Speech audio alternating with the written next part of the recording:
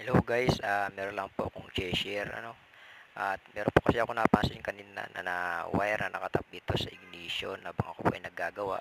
Medyo mataba rin po ito na wire, siguro nasa number 12 or number 8. Tapos di po ako mapakali. Gusto ko po siyang sugsugin.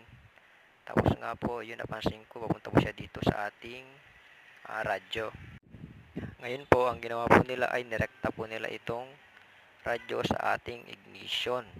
Kaya ngayon po tinanggal ko po siya at try ko pong lalagyan ng relay upang di po masira itong ating wirings. Baka po kasi magkaroon ng sunog at syempre di po natin maiwasan yan. Okay naman po kung gumagana siya. Syempre sa katagalan po, no?